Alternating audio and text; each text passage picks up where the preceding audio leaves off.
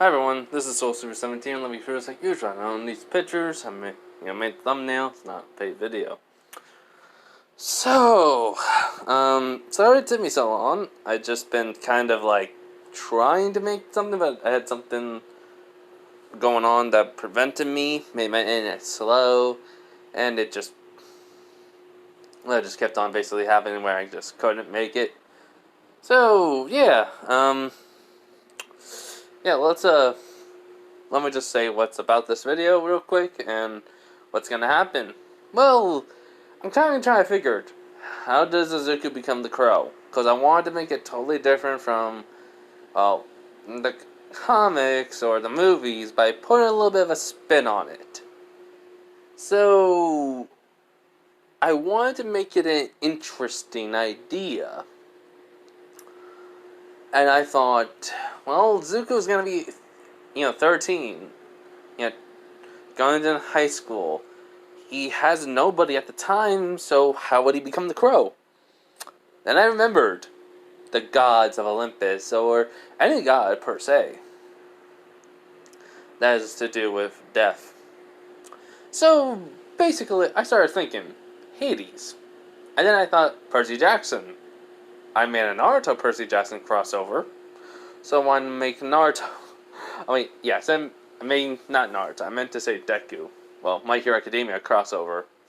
So, this is it. It's gonna be interesting. It's gonna be probably very, very hard to understand, and I will apologize if anyone has a problem. But, yes. It's a crossover between Percy Jackson and My Hero Academia. So, yeah. The thing is, Hades, has crows that would get souls, to basically bring them to the underworld. Because of, it was during basically the Titan War. And, well, one particular person did not die.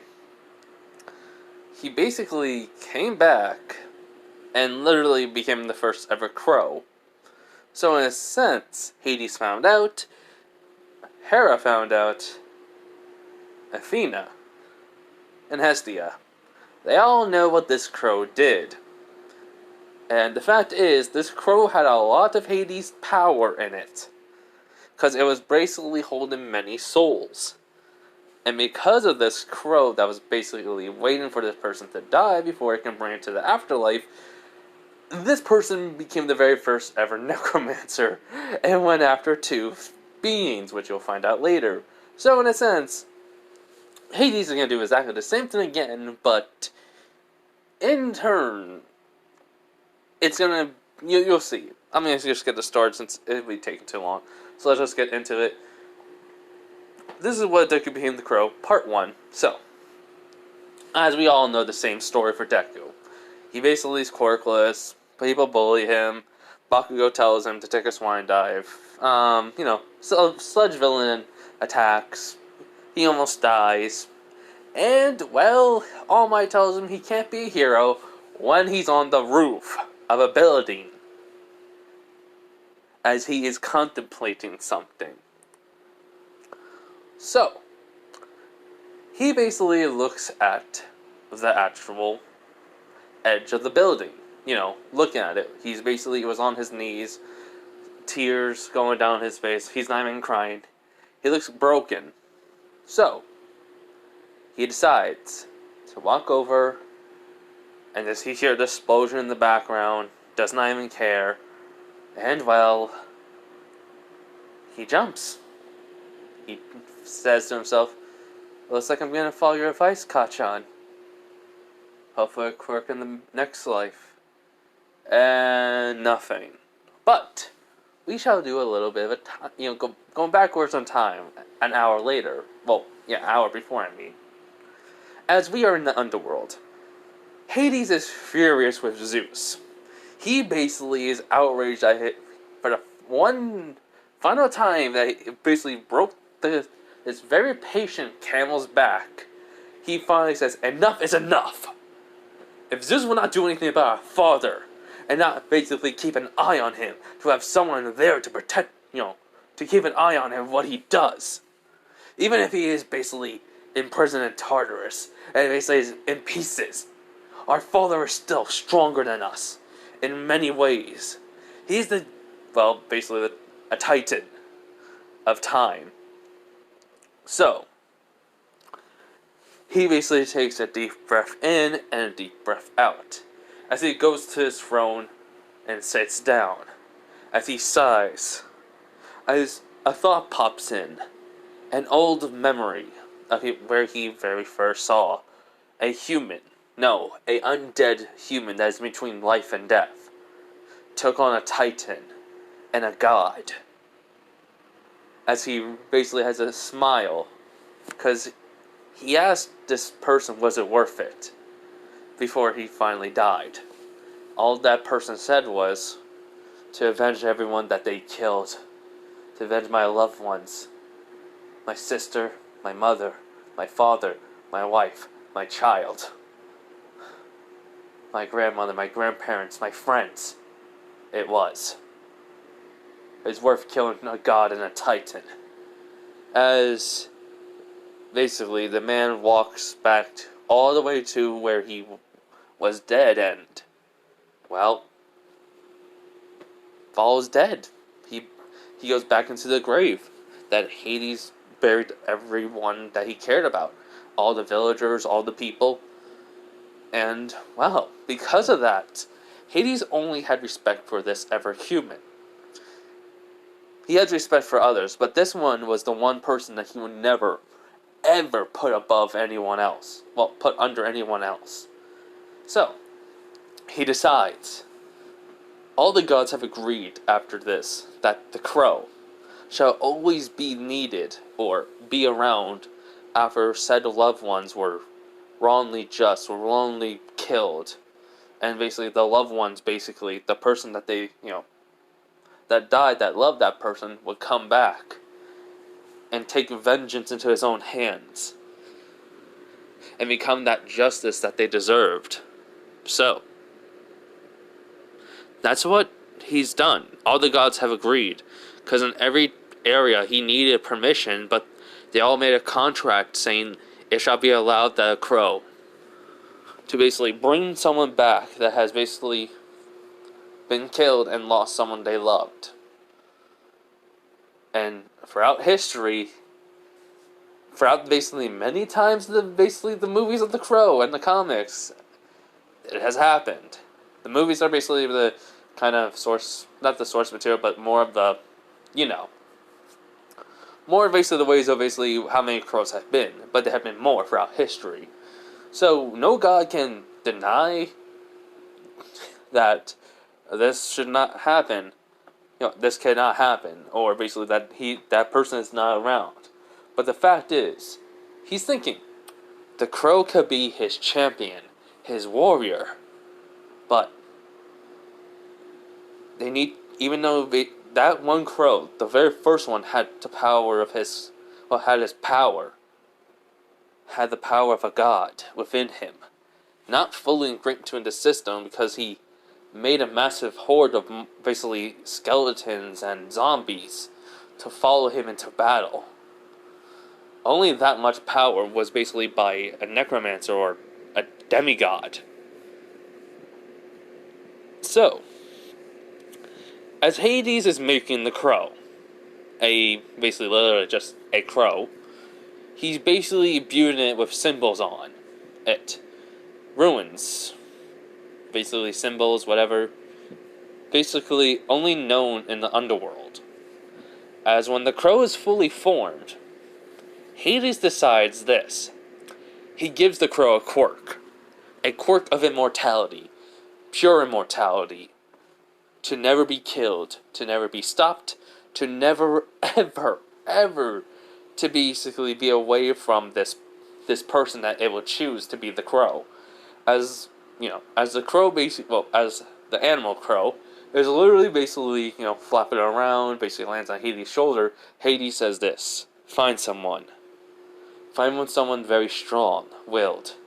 Even if they are broken, if they have the potential to become the strongest crow ever, revive them. And As then he touches the basically, the crow's head and basically petting it, he seeps his power into it. The runes start glowing and more are appearing. As then he says, and bring them back with my power. This time. As it nods. But he basically, as the crow flies off and leaves the underworld, he thinks, will this in turn make a demigod? Make basically a child of mine? There's a possibility, and I must tell my wife. As he basically gets up and goes to Persephone. I may be wrong on that. Actually, yeah, let me double check. Okay, I was right. It was Persephone. As he basically goes to his wife. As when he sees her, she is, well, tended to somehow a garden. I'm just saying she has a garden. Hades basically gave her it. As basically, when she heard, she finally does not hear defeat as she looks over and it's Hades. She goes, Hades. Not in no anger tone, not in basically emotionless, just with basically a tone that says, basically acknowledging you are there. As he sighs and he goes, hello, Persephone. I must tell you something. Which she raises up an eyebrow. Which she goes, really? Yes. Do you mind if we talk inside?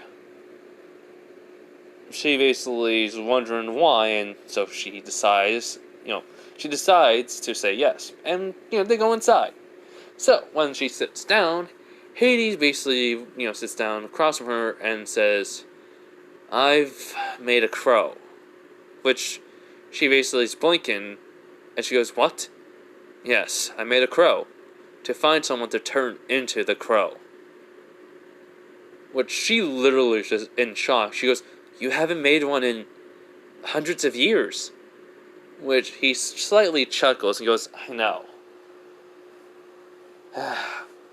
Because of the quirk nowadays, I was afraid that the crow would one day lose the power very quickly than the others. So that's why I decided to stop making someone the crow. But there's a reason for all this. She goes, really? A reason? Do tell me. He just says one word. Kronos. Which her eyes widen and basically she goes into a scowl. She goes, your father is sealed in Tartarus. As she's about to go on, as then he puts up a hand, he goes, you have not seen what I've seen. I heard whispers from the souls that have come here. The souls that have cried out for justice. All because of one man. And one particular soul was, was very descriptive of what the man done to him. In which she just chuckles like what? Aged him until he dust. He says to her, which she is in shock. She basically literally stands up very quickly and yells out, no, that cannot be! In which he slightly chuckles. Which that sort of irritates her. He goes like, my dear wife, my father's crafty. He plays to the mortals, whims if needed, since all his attempts to escape Tartarus to destroy Mount Olympus have failed. It came to my realization that he may have, also taught to a human. As he stands up and basically he waves his hand as all of a sudden a filing cabinet appears with that's 4 stacked. Which she goes, so is this all the victims that basically the supposed human basically your father gave power to has killed? Which he just frowns. He goes like, no. Everything in there is that files of them dying to that man. Which she's blinking, which she cannot believe it. She goes, who is this man? He goes, which basically, Hades does tell her, the #1 villain in Japan, the one who has seeked out to become Demon King. Which is highly irritating, annoying, and stupid, if I must say, but quite effective with the power he has gained. Which he goes, just tell me the blasted name already.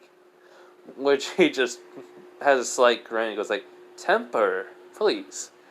She just sighs in annoyance. He goes, his name is All for One. A man called Toshinori Yagi tried to kill him. But I'm afraid All for One planned this. Planned for him to find somebody to become the next successor to his quirk, since he has become a god. Which, her eyes widen, she's trying so hard not to, well, say anything. She goes, how do you know of this? How are you sure? How are... And then she basically looks at him, she can see in the eyes that he knows. He knows. In this one, I'm saying, Hades has kept an eye on his father. And basically the guards who have basically kept an eye that he's put there when they leave. Unknowingly, the crow, a crow that anytime Hades made, is, well, is beyond the time and space. I'm talking about basically that, like he did, created a crow, an animal crow. It's beyond basically the time and space, so it's not affected. So that means if Kronos uses power to slow down time and all, he basically, the crow will still be able to view everything. Which Hades is also able to view through the crows that he make. So he just tells her that. And in which she cannot believe it. She goes, you know all this time, and that's why you've been trying to tell my idiotic brother Zeus about it.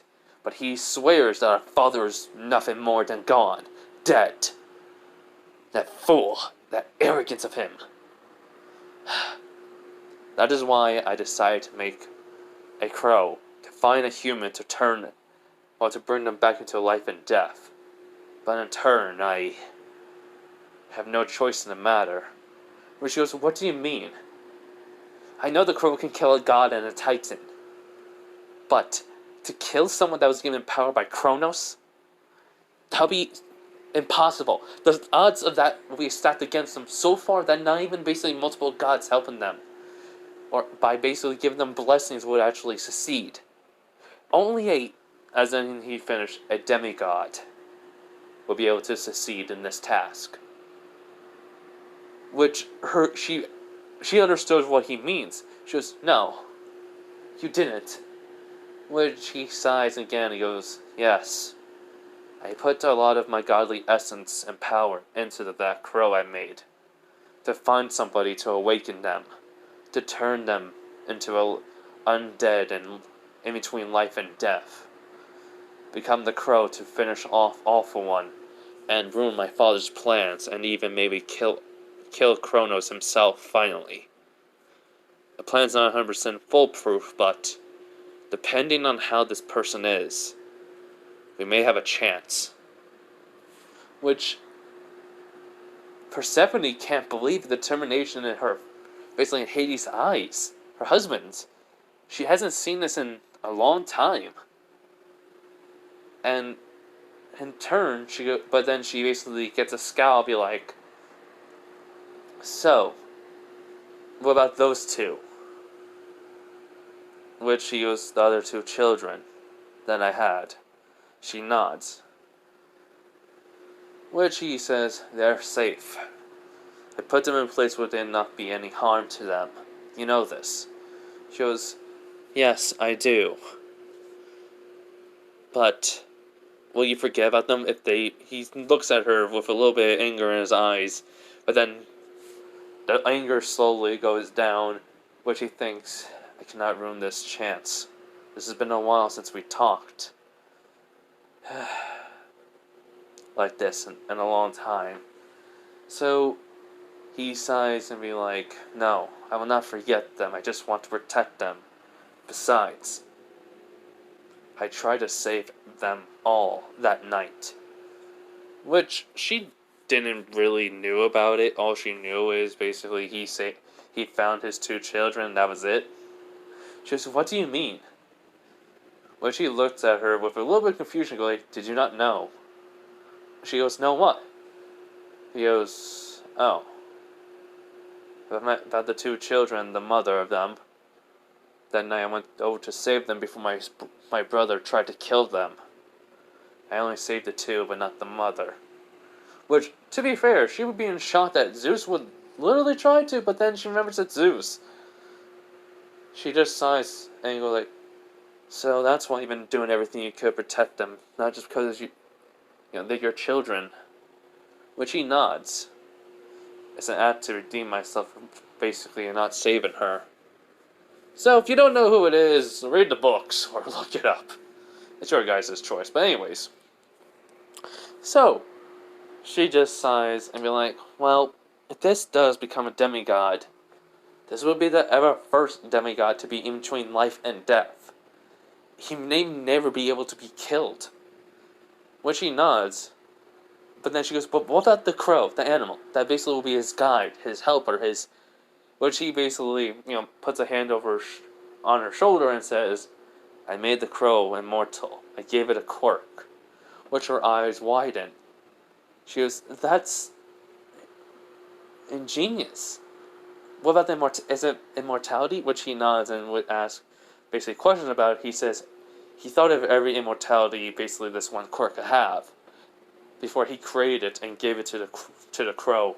So now it is literally immortal, which in turn will turn that person, invincible.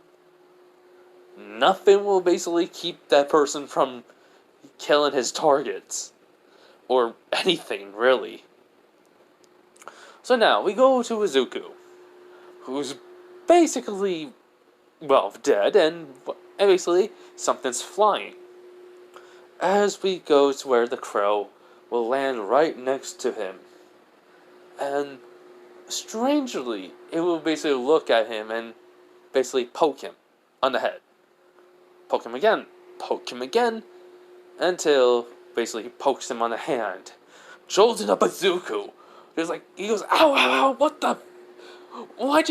Who did that?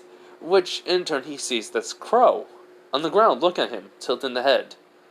Which he goes, a crow? Huh. But why did you poke me like that? Come on, little guy. Which, Izuku's getting up, but then a few seconds hit him. And then he looks down. He sees blood. He goes, wait, what the? That's blood. As then he touches his forehead and he sees blood. He goes, wait. As then all of a sudden he hears a voice. And it says, well, it seems we found out. Which he looks around, he's like, who said that?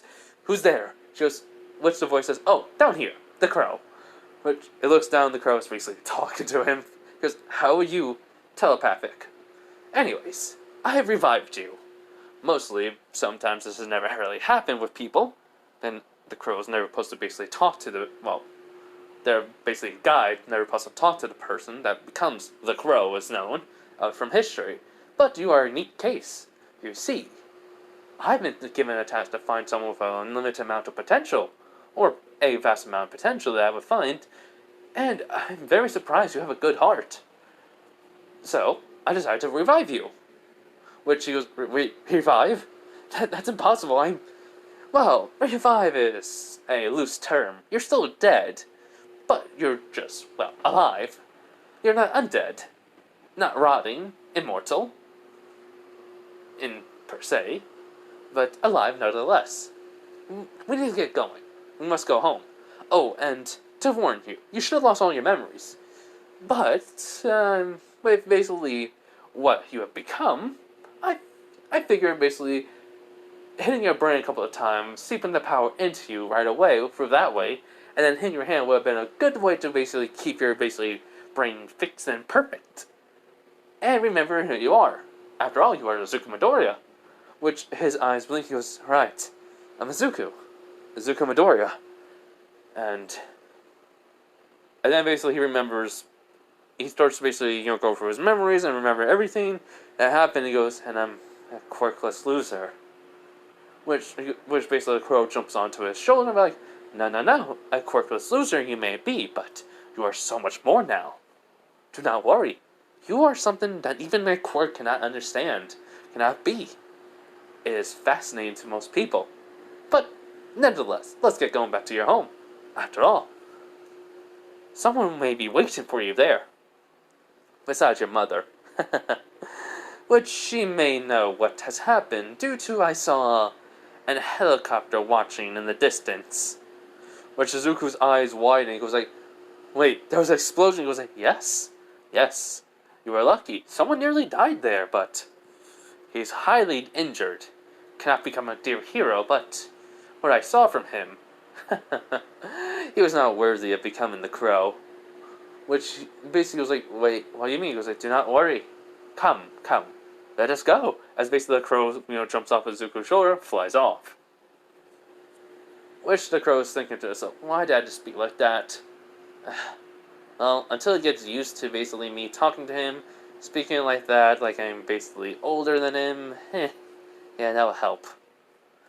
So, as Zuko's just getting going, we go back to where basically the news is watching. Certain people are watching, seeing basically the explosion. Mitsuki seeing, Bakugo being harmed by this, being held by his sludge balloon, and the heroes aren't doing anything along with her husband. Someone else is watching at it and just scoffing at it. Inko is watching, and most of the class people from the school is watching. Until someone notices this, and most people do. In the distance, they see someone at a building top, on the edge, looking down. They notice the green hair, the uniform, the red shoes, and the people who know who that has that combination, they realize it. And they can't believe it as, they see him jump. One particular person screams out, saying no, as, they are gone. Replacing them is someone else. Someone who has all their memories. But not the same attitude. Not per se. As we will basically touch on that later. So, now, we basically have Izuku who is running, as basically he's trying to figure out basically what's going on. This should not be possible. But in Age of Quirks, this should, as the crow gets him mentally taught to basically Hades. As Hades basically understands who basically is the new crow now, and decides on, since it's a young teenager, as he tells Persephone, to basically visit the mother. Which, in tune, she's very confused why until, he knows who this boy is. As he didn't tell her what the boy has been through, and yes, she decides to go with him. So, as Inko's door, as she's crying, and all of a sudden she hears the doorbell, as she's basically, doesn't want anyone, she doesn't want to answer, but it keeps on ringing, as, she decides to go answer. She's about to basically say in an angry tone, just to leave me alone, as then she sees a man. Black hair, I'm going to say a little bit of a, not beard, but facial hair on him, basically black robes on, and I did not know what Persephone looks like, so basically I'm going to say, not the movie, but more basically probably brown hair with some gold, some blonde in it, basically hazel eyes, and basically a black dress on. As before she even asks who are they, and basically Hades will ask, Miss Midoriya, may we come in? There's some stuff we must talk to you about your son. She goes, what do you mean, my son? My son is, as basically Hades puts a hand on her shoulder, and she feels something off, cold, like death is in front of her. As he has a kind smile on his face and goes, That is fixed. Do not worry. Everything shall be explained. Your son is on the way here, but we must tell you. So may we come in? So she just nods, and Hades says who he is. She doesn't believe it until he summons out a skeleton. He isn't as godly, not in his godly form, but in his human size form, with not civilian clothes, because he's going there as business. Zeus may, the other gods, Japan may know of it, which they are watching, which they see, basically, who it is, as they listen in to him, and they're surprised that Hades is doing this. And so he basically saying that, he's just letting her know that since your son has been revived, but not alive or dead, he has all basically functions working properly, and he has become the Crow, a being that is supernatural and such, that is basically essentially immortal until basically he avenges his loved ones. But since Izuku Midoriya had no loved ones at the time, and you were still alive, that his only loved one, he could not basically be revived. So he made a crow to basically revive anyone, and such and yada yada yada. Which she is shocked that her son is essentially alive, and she will not believe it until he walks through that door. So meanwhile, Izuku, as he's getting home, he basically is not understanding what's going on. He's still trying to figure out, many quirks that could have done this. Could it be an illusion, or he's really is dead, and this is just a trick of the mind. Meanwhile, I would say social media is blowing up. Very much. Social media is blowing up about basically a kid jumped. And they found the name, they found the blood but no body, and such and such. So, it's going off. Many people found out it was Izuku Midoriya, and well, the only people that ever harmed him or bullied him was his classmates. The rest of the school in this one didn't. Most of the teachers liked and tried to help him out the best they could. Along with some of the classmates, some of the other classes, students in them, which they were coming out and basically, on social media or whatever, in any way possible, to say, about him and what was going on. Even the principal did. But it was because Izuku never wanted Bakugo to get, never basically realized Bakugo's dream, but that they respected his wish, but since he's dead, and they blame it on Bakugo, not knowing it was All Might, also part of it, yeah. So, in a sense, Bakugo really can't become a hero anyways, because of, he can't move his one arm properly or use his quirk in it. How? Too much damage on it. If he does use it, it'll hurt. But anyways. So Izuku does get home. As right when Inko basically was waiting and she sees him, she's like, Izuku? You're alive. And he goes, hey mom, as the crow lands on his shoulder. As basically goes, so, as she runs up and just tackles him, and he feels the pain, goes, ow, mom, hey, she's just crying her eyes out, and he goes, mom, I'm alright, I'm fine, I'm think. She basically was like, why did you do it? He goes, in which Hades sighs, you're like, there are many reasons, Miss Midoriya. Bullying is one of them. But one person decided to say something to him, and that basically broke him. Not him, Izuku Midoriya. I know who it was. All Might. Your ex-childhood friend was a part of it, but All Might was the main reason, wasn't it? Which Izuku's eyes wide, goes like, wait, who are you? As he immediately gets and put his mom right behind him. Which she's surprised by Izuku's strength, and basically Hades smiles along with Persephone. He goes, I am Hades, god of the underworld, and this is my wife, Persephone. In which Persephone, bows to Izuku, like Hades did. In which he goes, wait, gods?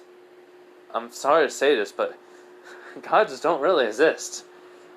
In which, basically, the crow says, after he stops talking the way he was talking, he was like, kid, gods exist. Trust me, that's Hades. Besides, you become something different. Remember, you're dead? Which, Izuku kind of like, wait, what happened to you? That I couldn't do it. I was trying to act like a professional. But I realized that may have been a little bit too irritating. Which Izuku kind of just sighs and you're like, yeah, sort of. It was okay. Just kind of made you sound chipper a lot. Which the crow somehow shrugs, which Izuku kind of understands it. Which basically Hades chuckles. He was like, come, sit. So, what happens is simple. Hades explains everything. Which afterwards, Izuku goes, okay, so gods exist, demigods exist, titans exist, other pantheons exist. That means, what about me? I am dead and alive. But you said you made this crow immortal, which my life is connected to the crow, as will be known as the crow, which basically Hades nods. He goes, but I feel stronger more, which Hades will sigh and be like, you are very perceptive, yes, you feel stronger, but in time you gain power. Power beyond a single mortal. Power of a god. Well, of a demigod. Which Izuku eyes wide, including Inko, as before he can even say anything, Hades basically pokes Izuku's head, as then basically there's a black aura comes around him. And it is very potent. Which he nods. Which Persephone goes like, so he has become him. Well, he has become part of the family. Which Hades says, yes. He's become a demigod, my child. Which Inko goes like, wait. How is that even possible? I mean, I know only a little bit about Greek history, which Izuku would say, I mean, in Greek history there's a lot of ways of how demigods are made. I mean, there's one god that basically had a child for Cloud, which which Hades laughs and be like, yes, that is true. So a little bit of godly essence, or a fair amount of it, would not basically be that harmful to, well, someone of the dead to become a demigod of that god. To be fair, though, this is the first time this ever happened, and I thought it would never work. But I'm glad it did. Which he has a smile on his face, which Persephone could not even believe that Hades himself is smiling. In true, basically, Zuko's just blinking, so wait, that means you're my dad? Which he nods. He goes, you're my dad. Yes. Huh. I don't know how to feel about that after all these years of not having a dad. Not having a dad. I think my voice cracked. Okay. Which, basically, Hades is understandable, but nevertheless, we will have to move. Which goes, wait, what? For now, you will instantly know how to use your powers, but I need you to be trained to basically fight in multiple different ways. Hand-to-hand combat, weaponry, firearms, tactics, strategies. Which Izuku's like, for what? To kill someone. Or multiple people. Which Izuku immediately stands up like, no, I'm not killing nobody. That is not what a hero does. Think of a hero. Which he goes, if I'm going to become a hero, if I'm going to do any of that, I'm going to become a hero and not kill anybody. Which Hades looks at him and goes like, you are a supernatural being and my son. You have no choice in this matter. To be fair, multiple monsters will be coming after you since you are a child of the big three. Which Izuku was like, wait, what do you... He goes, do you really think, if the gods exist, that monsters of those stories are not true? Which that hits Izuku, which he was like, oh, what? No, that cannot be the Minotaur, the Cerberus, and... Which, basically, Persephone will say, but Izuku, it's true. You have to accept it. You have to accept the gods exist and that you are dead. That is you already come to terms to, but you have to accept the monsters. Because I want to be a hero. The number one, which he looks at him with a sad face, goes like, Izuku, you are in a much more bigger situation. The world needs you. Which that was shocked Inko and Izuku, which he goes, what do you mean needs me? My father, Kronos. He has a pawn in this. He has many pawns between the gods of Olympus and himself. But he has the most powerful pawn. Nay, should I say, a champion of his. One that has lived for multiple years. Almost 200 years old, I may say. Which Izuku and Inko are in shock. Which Izuku's like, how? He goes, for a quirk called All for One.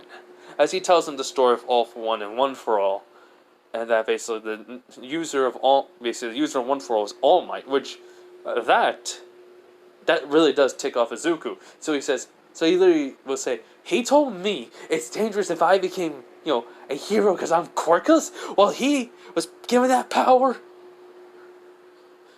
Which, basically, to be fair, no offense to, All Might and the story, to be fair, All Might's a hypocrite, which, basically, he would say hypocrite.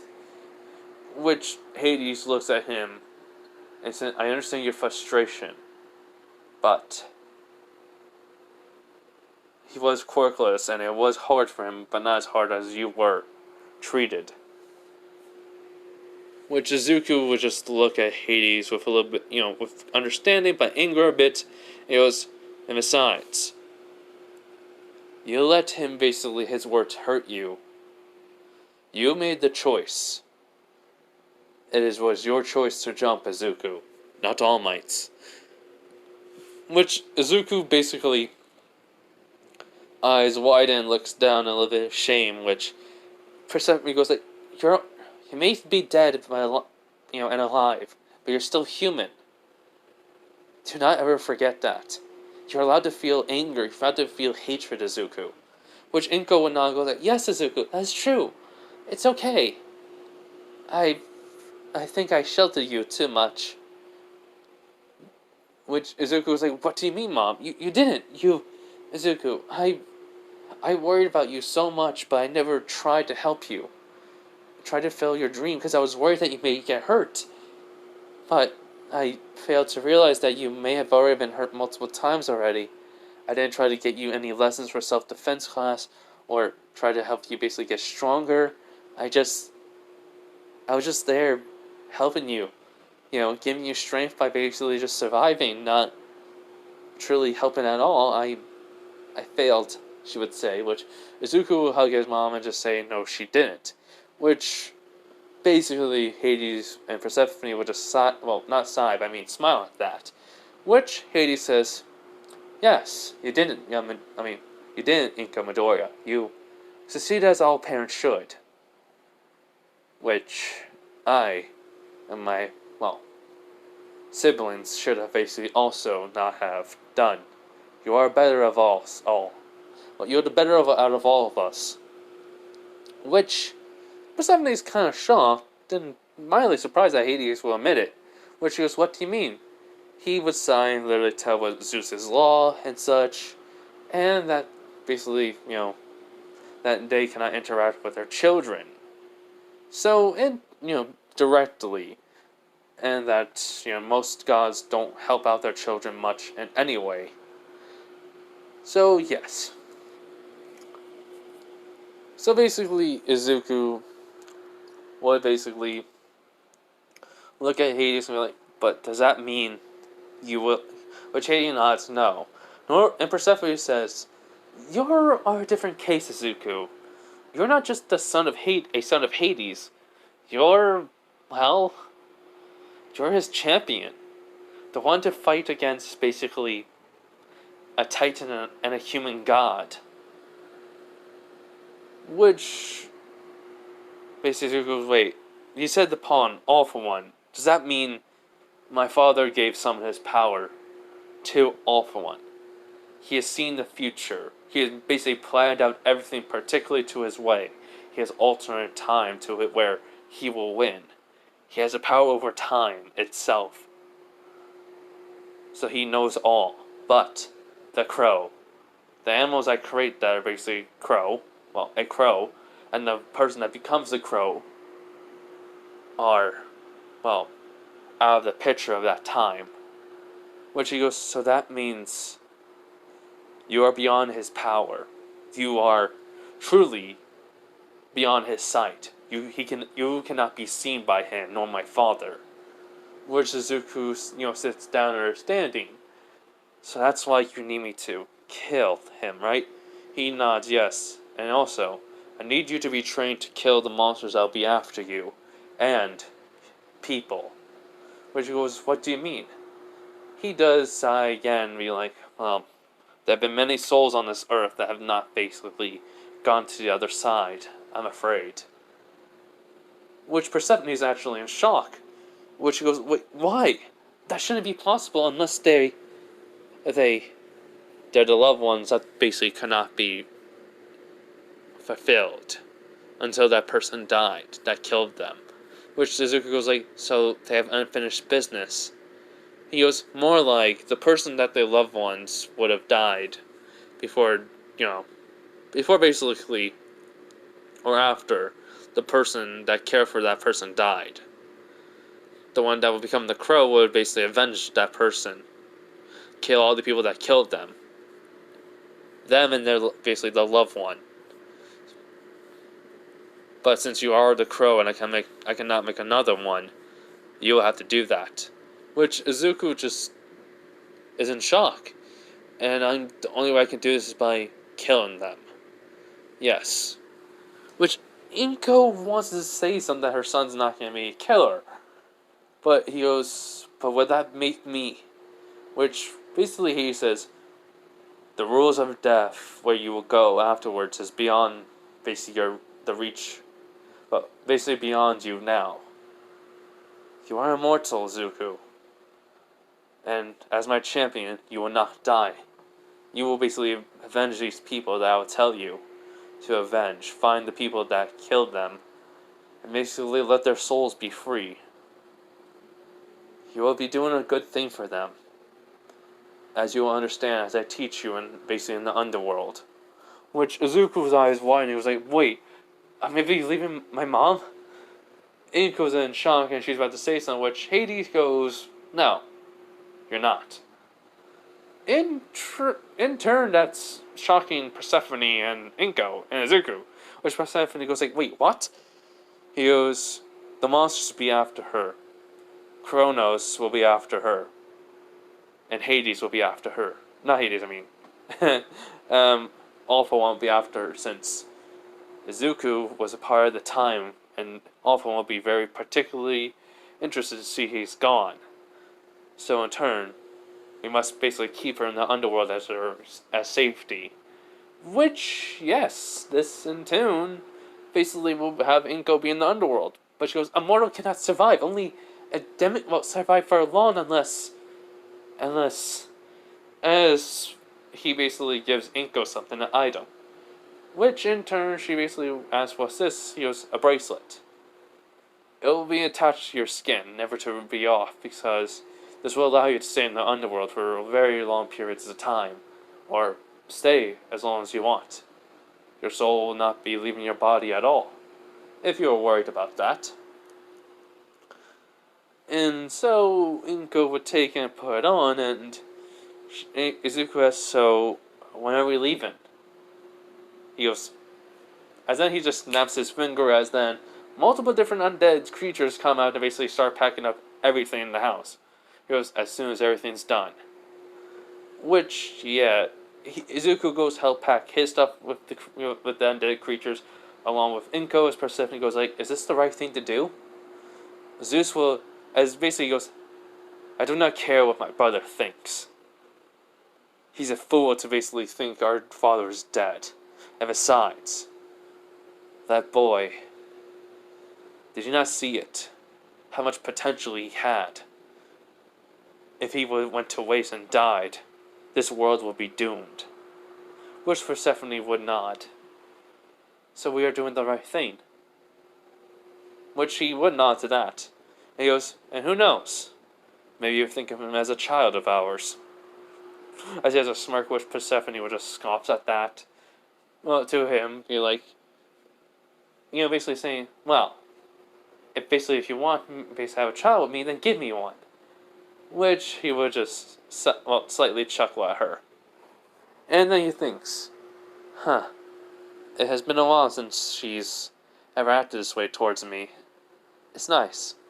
So, after everything's done, they leave.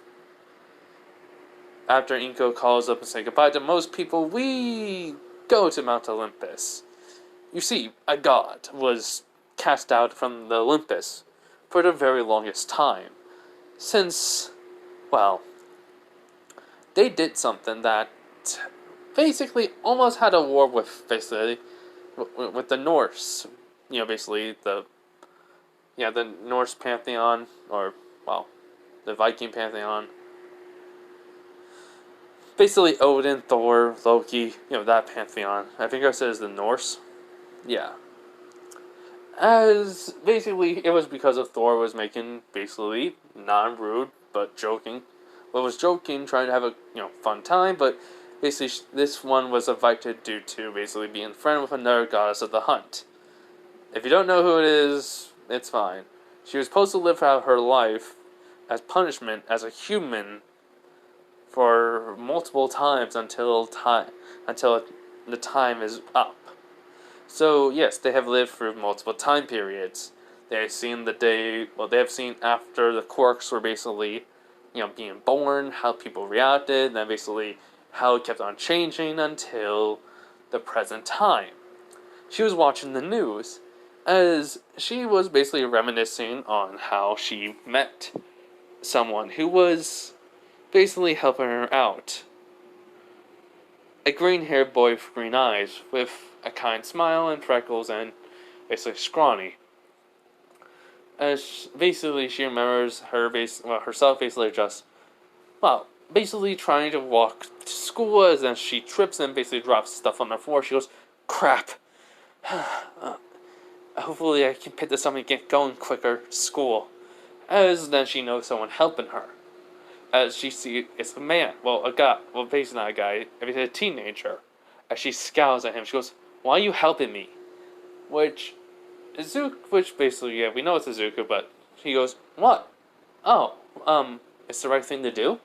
She goes, I don't need your help. He goes, well, I mean, basically, it's windy out today, you never know. As basically when he says that, he grabbed a paper that was about, basically when the wind hits, he grabbed it and such before it blew away. He goes, see? She just, just glares him for a bit, then just goes back to doing what she was doing. Grabbing her books, put in the bag, as basically Izuku grabs everything he could, basically tightens up a bit and give it to her. She grabs it and puts it in. She goes, thank you. She's thinking to herself, why'd you have to thank him? Great, now he's gonna ask for my number. He goes, oh, it's no problem. Well, I gotta get going. Bye. As he, leaves. And she's just blinking, and she goes, wait. She yells at, wait. Which he looks at her. He goes, huh? Don't you want my number or something? Or are you not gonna try to hit on me? Which he tilts his head to the side, but why? She's just dumbfounded, and she goes, then why did you help me? Which then he smiles and he goes, because, like I said, it's the right thing to do. Bye. As then he basically, she basically, before, he starts to run away, but then she goes, what's your name? She asks, basically. As he yells out, Izuku Midoriya! As this girl is basically watching the news and has a faint smile on her face, but also then frowns. She goes I've been looking for him for basically months now. I met him last year in middle school and I still can't find him. Izuku, Midoriya, where are you? It's irritating because I'm the goddess of the hunt. Who I used to be. My time is almost up. As then she basically seeing the news until something catches her eye. She sees in that distance, like I said, she sees Izuku. She sees him jump, and then she says, no, basically. She's about just to try to run out and look for him until, she disappears and then someone else replaces her. Another version of her. You can say, basically, that she basically was replacing Kyoko Jiro, but living Kyoko Jiro's life without her knowing. She was in the control while basically Kyoko was in the pilot seat, or in the back seat. Not in the pilot seat, was in the passenger seat or in the back seat. How do we want to put it?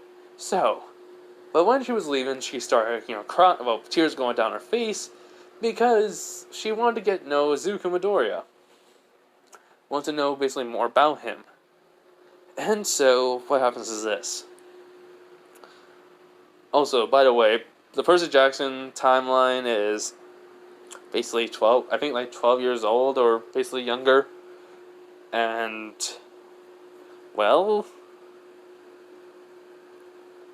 Um, I'm just trying to remember, but it's basically it's it's basically before Lightning Thief, but Izuku's not gonna really be a part of it.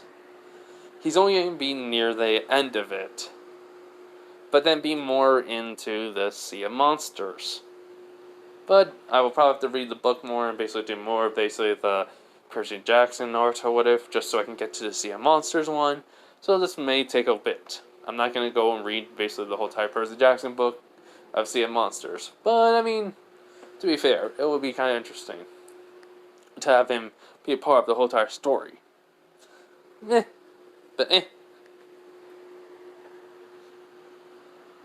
I mean, it'll be like, because I think it's a yearly thing, like a year, each year they turn.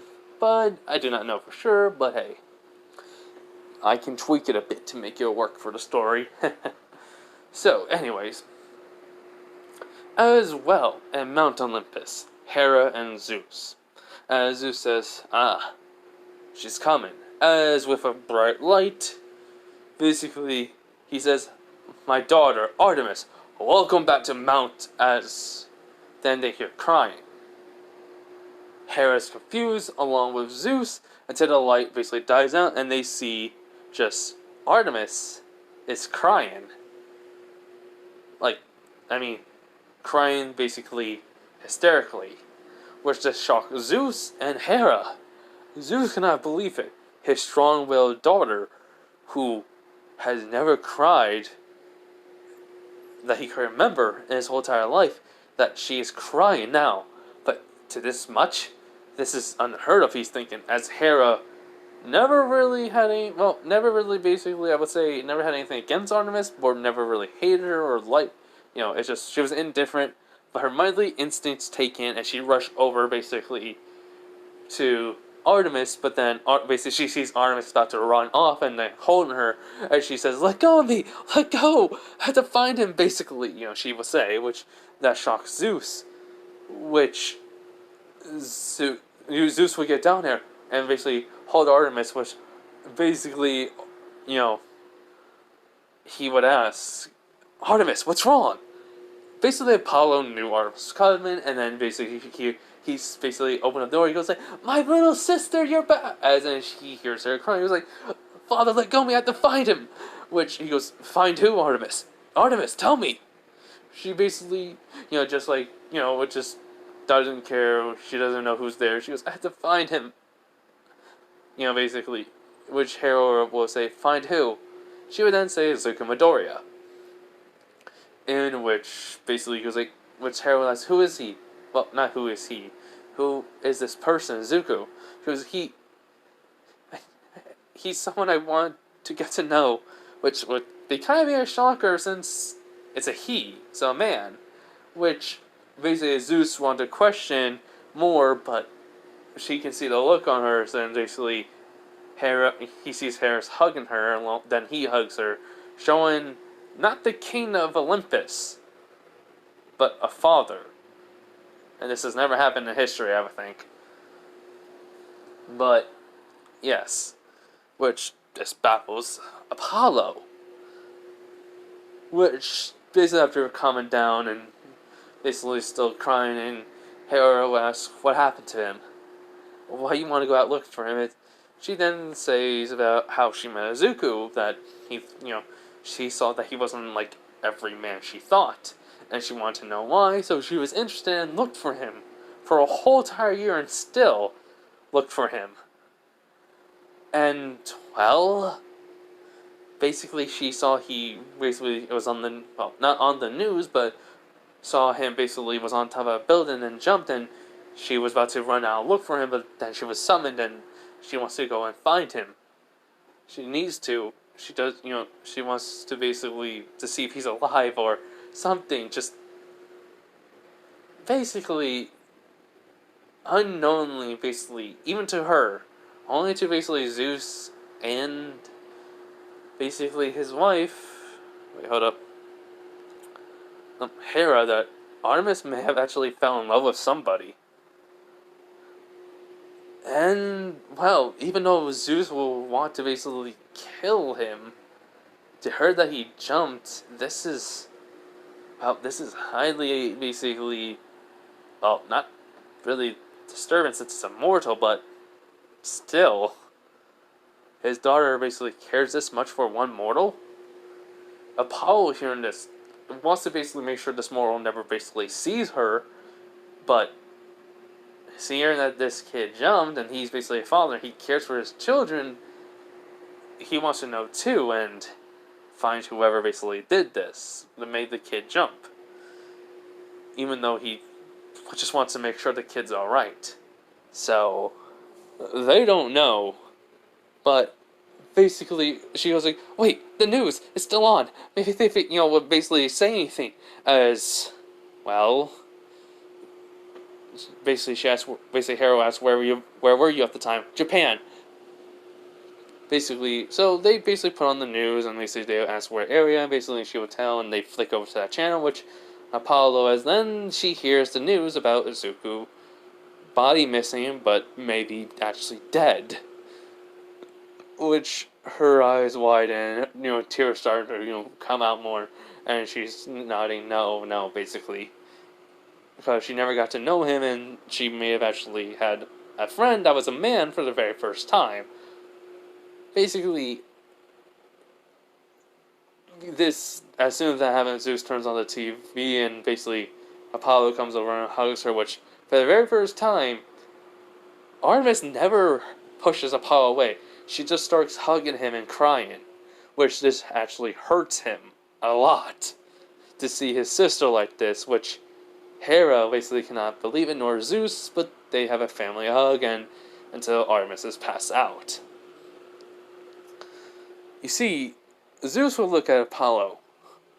Apollo would just nod and basically bring Artemis to her temple, but then Hera would say, does Artemis not realize?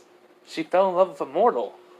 Which Zeus would sigh, be like, yes, but still, a mortal. She made an oath to not having children with him, yes, but basically, to be basically what she, basically be a virgin goddess, and, and all that. Which he nods. Then so, she asks, what will you say to this? He goes, if he's dead, it will hurt her. She may get over in time, but she did not know she was falling in love with him. Or could have. Or maybe even had fell in love with him right away. I will go to the Sisters of Fate and see if he's alive. If nothing, that should give her some closure at least. Which, basically, Hera never saw this side of Zeus, and she would ask, well, she's about to ask, he goes like, I know I put up my kingly appearance a lot, my arrogance. I don't really show much of my affection towards my children, which I know I should, but I am a king. But this time I will let my father side come out. As then he leaves to go talk to the Sisters of Fate. Which Hera is very surprised, but then smiles. Yeah, so 10 months pass. Artemis finds out basically the Sisters of Fate cannot tell anything of Zuko's fate because his strain is no longer existing. It's like he's beyond their basically knowledge, which is shocking to Zeus. And well, he would basically contact Hades about this. Hades will say he will look into it. But after that, Artemis will be in her temple for a few days, sulking about it, basically crying, not being herself, not being her prideful self, basically, that she would basically, be. Not prideful, but I mean, basically confident personality and such. And so, Athena, Hestia, Aphrodite would hear of this from Hera, and immediately go see her. And when they see her, it's basically like something just was totally off about her. Even Aphrodite cannot believe it. And so they comfort her, try to get through it, but that only took like 2 months, but she does go visit her hunters, and everything goes normal, but once in a while, her main hunt, her second command Zoe would hear her crying, which she would never understand why her lady's crying. So yeah, but we go to the underworld in 10 months. Izuku has been trained physically, mentally, basically in everything he can. 10 months is basically, only to help him basically improve himself. Which he's very surprised, which he asks, how is my body able to gain muscle mass still? Which Hades will be like, well, since basically you are basically the son of the underworld, basically my child, there are certain perks you have even being undead. Which, well, to be surprised, as the crow, you basically are being preserved. Never to age, never to rot, never to decay. So, I guess basically since you became a demigod, these have increased basically yourself to gain muscle mass and do everything you would do. Eat, sleep, basically go to the bathroom and such. Which Zuko would not understanding. So, after that, after basically that little thing, Zuko has gained muscle. He has basically became not a master in hand-to-hand combat, but he has but he was trained by the best people. In basically in every basically strategy, swordsmanship, gunslinging, just every single weapon, and basically in hand-to-hand combat, which Hades will say that he needs to basically go to Camp Half-Blood, but not right at the moment. He will basically need to gain experience and then travel to Camp Half-Blood. In which he asks what that basically train for heroes. Which he would ask, though, why would he want him to go there? He will want him to basically go to Camp Half-Blood to, basically learn from Chiron and basically get to know other demigod friends, but you are not basically, you can go and leave. I will tell Chiron this, and, Mr. D about it. They will only know this secret.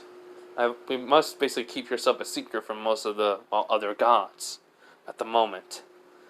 Which Izuku would not. So, in truth, Izuku basically, got to know the underworld, got to see Cerberus, and, basically he kept things lively in the underworld somehow. His presence actually cheered up, actually made basically the dullest born days happy. Heck, he even found a way to help out his dad with paperwork.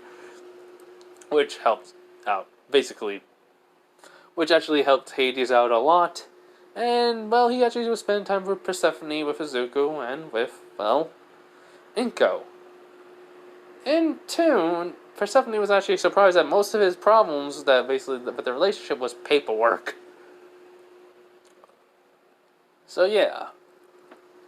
And, basically during the 10 months, Persephone, and Hades' relationship has gone better, with Inko basically helping. She wasn't basically being a counselor, she was just basically saying her opinions, telling some stories about her husband before he passed away and such, which in turn helped out Hades' Persephone and mended their chalky relationship. And, basically, in turn, since technically Izuku was basically a child of Hades now, became one, he basically, told that technically he is his father, so that means Inko is his mother, so they are somewhat together, which Persephone had no problem since she actually got to know Inko and find out she's a very lovely person, very kind, very sweet, and basically something that, keeps even Hades happy and her. Persephone always made Hades happy, but, Inko basically just helps brings out a little bit more. So, yeah, we do have Izuku basically at the gates of, the gates of the underworld. So, where am I gonna be? Which, basically Hades was looking at the gates, but then looks at him and goes like, I've thought to the Japanese Pantheon. They basically will welcome you back in Japan and will not basically harm you. There are a few people there you must get rid of. And there's one person you must save at the moment, due to her father asking for me to send someone to save her, since her mother abandoned her. Which Izuku's eyes wanted, was like, who? A little girl named Eri. And from what I've gathered, information from from basically some of the monsters I sent, It's not good. As he goes, what do you mean not?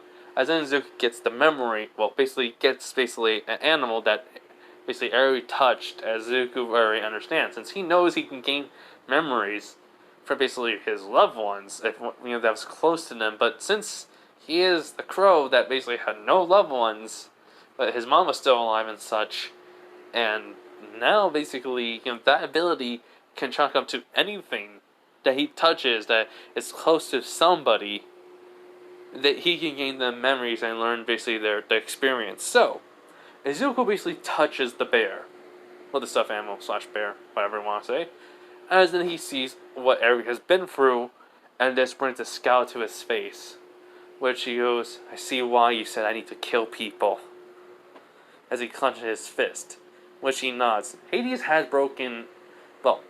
has helped to break that hero part of him out of him, including many different warriors that have died, that have basically been heroes. Basically, it's not that heroes that have killed people. It's not basically who you saved, it's how you saved them, and the reason why that makes you a hero. If you do it for the right reasons, if you're basically doing it just to protect them because you care for them and such, you are a hero, no matter what the people say. So that breaks Izuku's hero complex out of his mind, and basically he's also heard from many people that have basically died by heroes, by basically villains, or have been villains that have died to heroes, and some of the president of the Hero Commission, the truth about everything. Yeah, his morals of Hero Society has really went down, and literally basically has gained just the part that basically is needed to kill those that deserve it, and basically to bring basically the souls at peace, and to basically also kill All For One and Kronos. So yeah, so in turn, Izuku looks at Hades and basically goes, so I'll be back whenever I can, alright? When she nods, he goes, take care. Also, Amaterasu basically found an apartment for you. With his eyes wide, he was like, wait, really? He goes, yes. There's also maybe a hellhound there waiting for you, as a guard dog. It's in a normal, basically, dog state, but do not let it fool you. Which he nods. He basically, hugs Izuku and just tells him to be safe. Also, basically gives Izuku a bag full of basically weapons and such, and basically a jacket, and basically, extra clothing and money. Which says, bye, Dad. As the gates are opening, and then Cerberus, appears, which, he goes, bye, Cerberus, and, pats basically all three heads, which they bark. Inko and Persephone basically seeing them, waving bye, which he basically says bye to both of them, which he calls them moms. And so he walks through the gate, and he arrives basically in an alleyway, as basically he walks through, his appearance has changed slightly. He basically, had his hair straightened out, and basically it's not green no more because he has to have it change. He wanted to basically match his dad, but had like green highlights in it still, light green highlights, which it was alright. So he has black hair with green highlights. His eyes are still green. He got basically the freckles are not there no more. I think from the whatever freckles he had, I think. So yeah. Basically, he's a lot more muscular because of his 10 months of training and such. That was intense. So, yeah, basically, Zuko walks around, the crow is on his shoulder, basically telling him where to go and such, and he wouldn't find the apartment. As when he goes in there, there's someone there, which basically, looks bored, and all of a sudden looks at him and basically stands up. He goes, you must be Zuko Hades. Well, Hades Midoriya, it's nice to meet you. He goes, yeah, how did you... He goes, well, I'm basically one of the servants of basically Lady Amaterasu. Please, follow me. As Izuku does so. Which Izuku goes, what about this place? He's, well, this has many wards for the monsters out there that most humans don't know about, but most of the city is basically protected, which they are in the woods. If you want to go hunt them for spoils of war, you must go out there in the woods, and basically release some of your godly power, which I presume you have known how to use. He goes, yeah, only shadow manipulation. He goes, very good. Well, basically, you must have basically any weapon from the underworld to basically be more denser than, well, bronze. Where Zuko nods. He goes, that's very good, sir. Now, here's your room. This basically building has many wards, basically a protection from any monsters of any pantheon. Mostly around certain places besides America, every god and goddesses have basically fought to give demigods a break if they are basically any part of the pantheon's higher tier, as safe locations where they will not be harmed. Which Zuko was like, so, but America doesn't have it? No. We do not speak very much of that, but it is the leader's arrogance. That is the problem, which he would nod. He goes, Uncle always is a problem. Which is basically the person would just chuckle.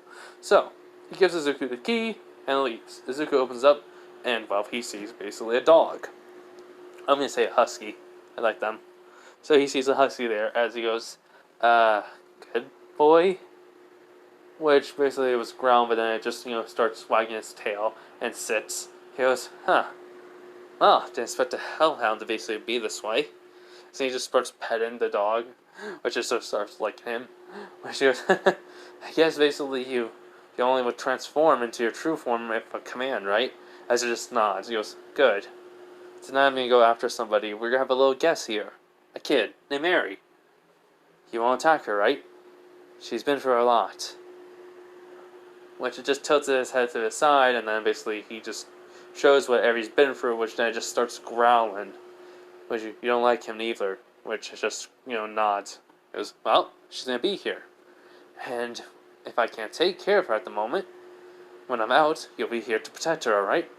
Which, the dog nods. So, as Zuko basically, puts some stuff in, and so the person that was at the desk would come over and knock on the door, which Zuko would answer, and so he would say, Mr. Midoriya, I forgot to mention. He goes, If you have any guess, basically you must notify me right away, since we cannot have the mortals know about this place very much. Which he goes, for security reasons, he goes, that, and also, we do have some demigods that like to use their power here. But he goes, what about the quirks? Wouldn't they just call it a quirk? He was like, yes, that was taken consideration, but some are a little bit too powerful with their power and would be saw as a quirk, yes, but also a danger. And we do not want basically many, well, how should I say, heroes know about it. Even some heroes are basically demigods themselves. Which Izuku's eyes widen and just nod. He goes, oh, yeah, I'm gonna have a little girl probably staying here with me for a while. Or for as long as I'm here. And he goes, since you are the crow, then he basically holds out his hand and goes, show me. Which he shows Ares, well, his memories of Ares. And then he just says, he will just scowl and he goes like, well, you better basically make sure he suffers for what he did to that child. He will nod. He goes, good. She'll be allowed to stay here. I'll tell Lady Artemis this. Or, well, she has already been watching. Which, basically, he would leave and Izuku would just sign relief. So, that night, Izuku just goes right away. He puts on basically his black clothing, basically the boots on, the jacket. He has his weapons, daggers, guns, sword, arrows, basically. As if you're wondering, is basically the makeup that's on the picture is gonna be, like makeup? Would you really think makeup is a good way to always basically put on before you go out? Or just immediately basically just have it appear on your face? I thought basically appearing basically through basically magic would be good. So, as Izuku does that, he basically, goes out the door, tells basically, he would call the Hellhound, basically Snow, to basically stay and guard the place. He would basically come out, lock it, and then go all the way up to the building top. and basically just run and basically jump, and basically he'll just transform into a crow, as his guide will guide him over to the Yakuza base. Now, when Izuku gets there, he's not gonna make it easy for them. So, what he does is, when he gets there, he was in a crow form, he basically flies down to them, and, well, basically when he gets near them, he transforms back and basically he takes out both his daggers, stabs basically both of them in the head, killing them instantly, moving the bodies away where no one will see them, basically getting into the place, and, well, be sneaking through it. He's taking them out very easily, since it's in the middle of the night, and half of them are asleep.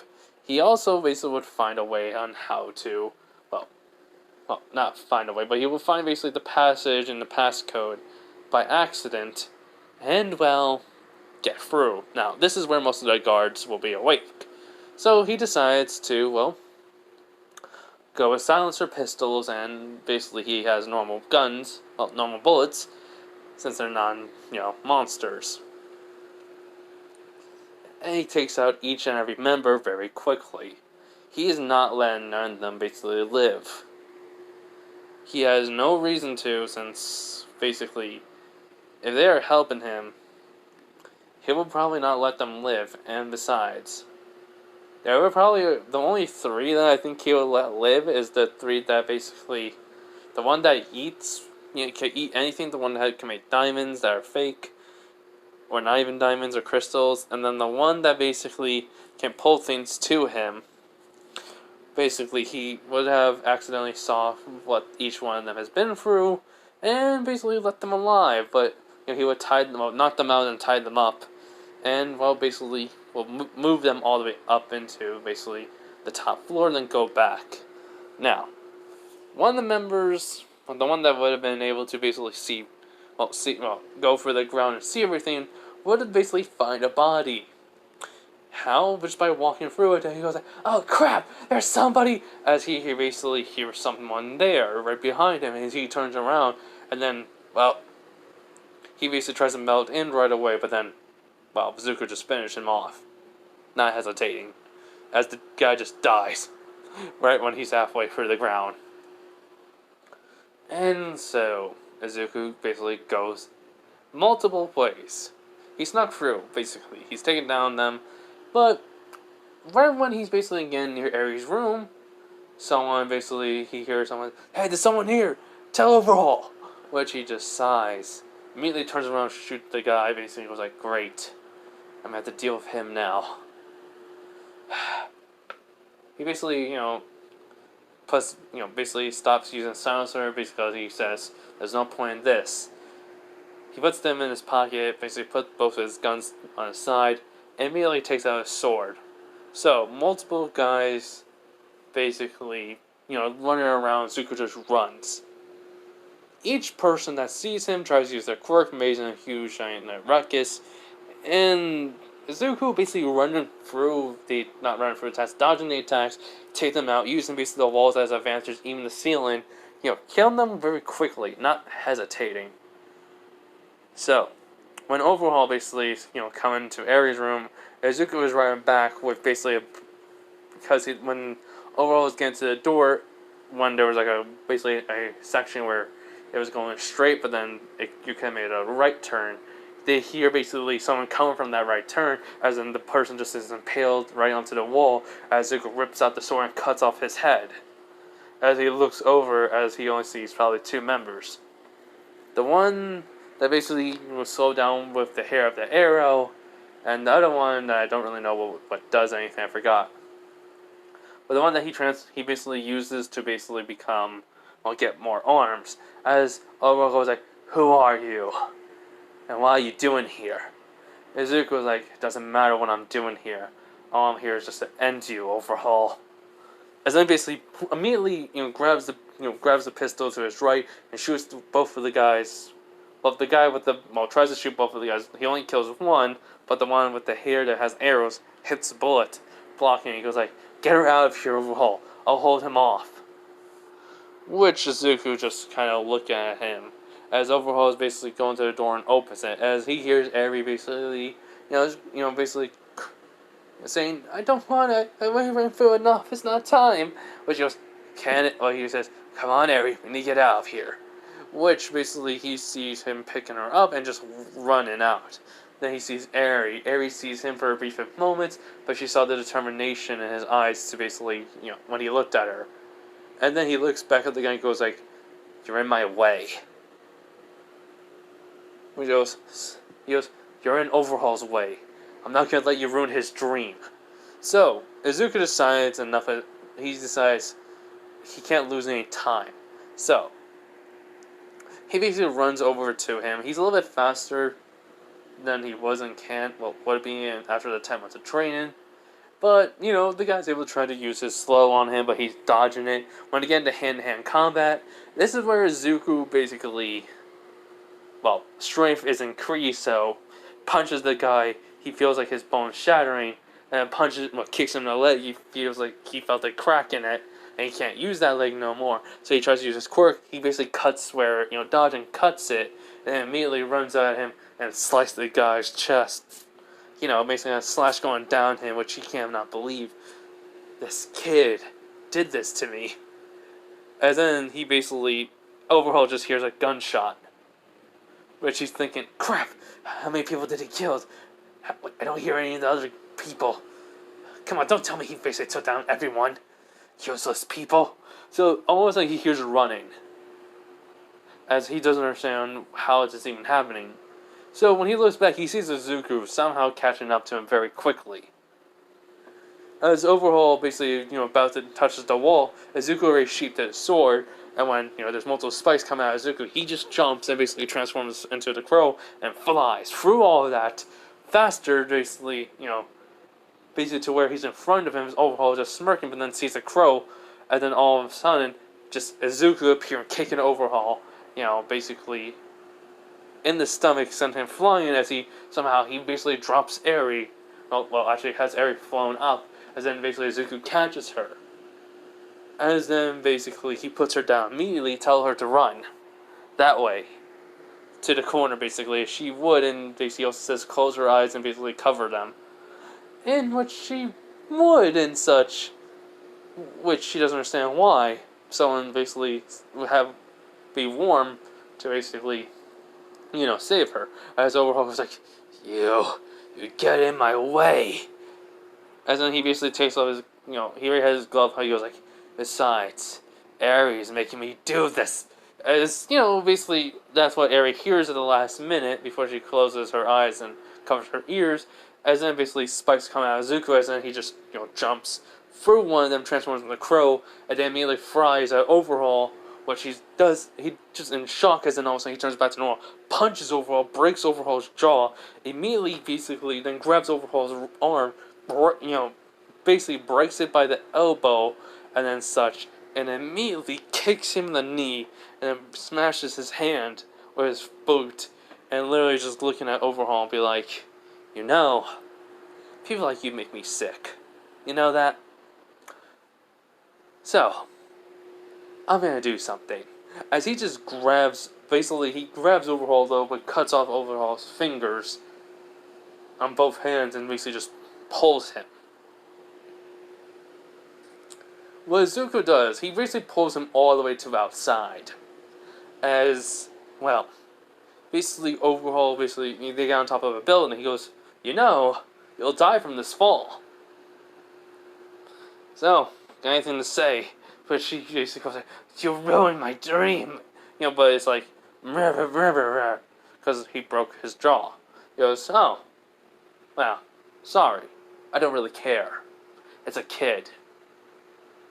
But someone like you, who's an evil, evil guy like you, don't really care about people's lives.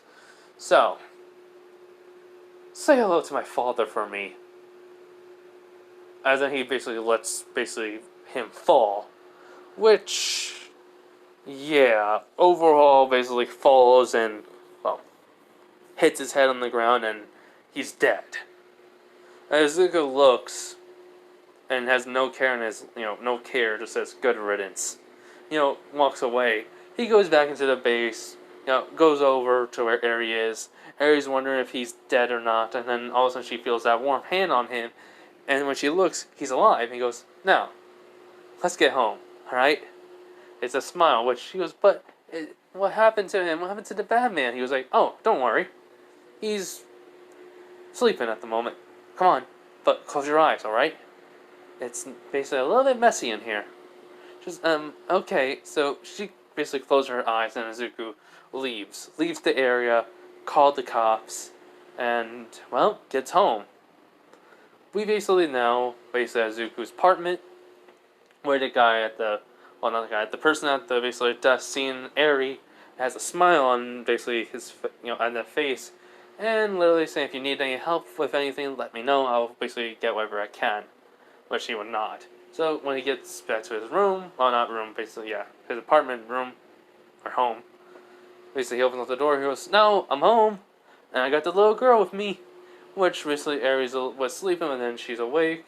He closes the door, and which Aries sees, basically a husky run over and just, wagging his tail and barking a bit, which Aries is blinking and be like, "What's that? A dog?" She goes, "Dog? Doggy?" Which basically, Snow barks. And which she basically gets down, she's a little bit nervous, she goes over and basically pets, pats Snow head, and which then Snow just licks her face, and which she can't smile, but, she doesn't know how to smile, remember, so she tries to, which Izuku basically kind of be upset by that. Along with Snow, when he whimpers, she goes, "Why is he whimpering?" He goes, "He's just upset." She goes, "Why?" "You were trying to smile, but you can't." "Oh." He goes, "Well, we'll fix that. Now, come on, let's get you a room. Alright?" She goes, "A room? Are you..." He goes, "No. I can give you a room to sleep in, and then, well, we'll go clothes shopping for you, okay, Eri?" Wait, she nods. Now, with Hades. Oh man, Hades basically saw everyone that Izuku got rid of. They came to the underworld, and, well, let's just say this. When Inko find what he basically Overhaul did to the small bean, ooh, a fury was lit in her that not even Hades knew. Or Persephone, but they liked. But she just basically fit right into the family. So, I hope you guys like this What If. Gotta get going. Have a nice night, everyone. Have a nice day, night, wherever you are, and bye.